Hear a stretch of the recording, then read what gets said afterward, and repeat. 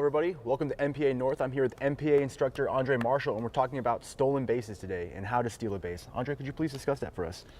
Yeah, obviously from our previous instructional videos, we showed you how to lead off, so I don't want to get into that too much. But I got my signs, I got all that stuff. I'd get my lead, right, left, right, shuffle, shuffle. And from here,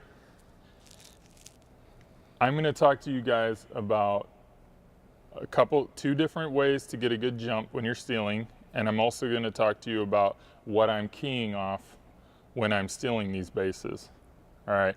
So number one, let's talk about the jumps.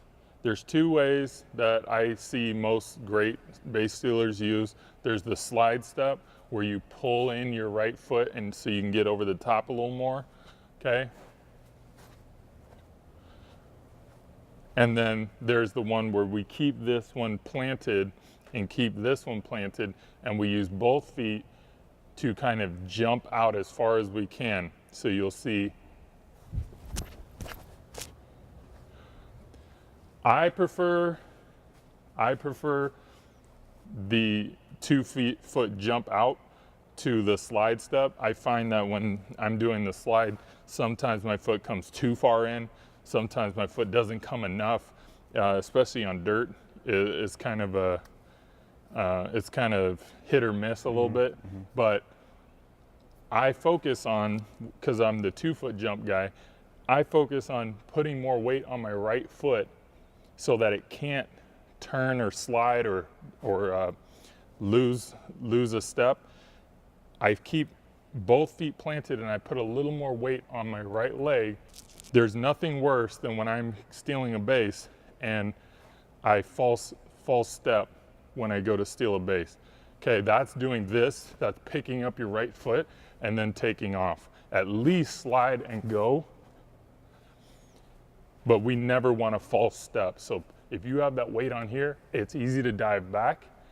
It's easy to stay over my leg when I push off.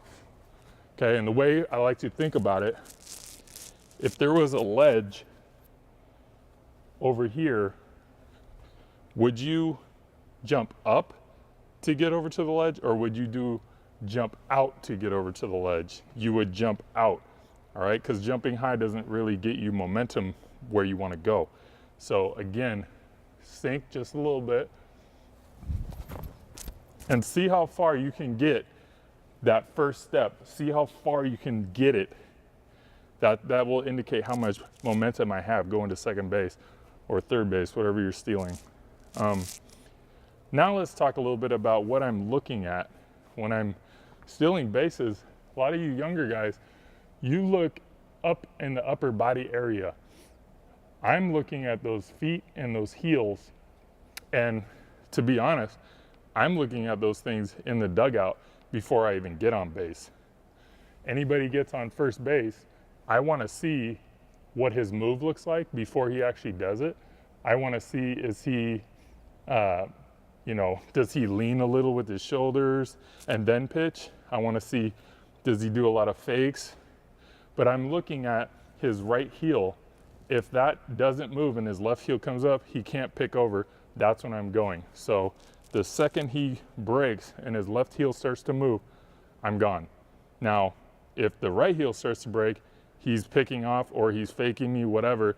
Either one, I'm diving back, head turned out, getting up as fast as I can, hoping that he threw it away. All right? I'm always going to assume that he's going to mess up. All right? But I'm keying off the heels, and at first it's going to feel weird because you probably are looking up at his upper body. But down the road, when you get good at it, there's no way around it. So again, the more you do it, the better you're going to get at it. And those are definitely the things that I'm focused on when I'm stealing bases. I just continue to sink so I feel like I'm in my legs. And so if I have to sink too low, I can't go anymore. I'm going to stop. He's probably holding the ball. He's probably trying to throw off my rhythm. But I don't want to get caught up here and then try to steal a base. Sink into your legs and continue to sink. And the second you see that heel, boom, jump and go, stay low to the ground and steal that bag. Yeah, and quickly, Andre, so you're on first base, coach gives you the steal sign, and we were talking about feint steps or a false step in the beginning. Let's say you don't get the right jump. At that point, what are you supposed to do at that point? I'm so glad you brought that up. Honestly, guys, we put the steal on or you have green light, you better shut it down. The second you don't hit your stolen base exactly the right way, shut it down and just stop.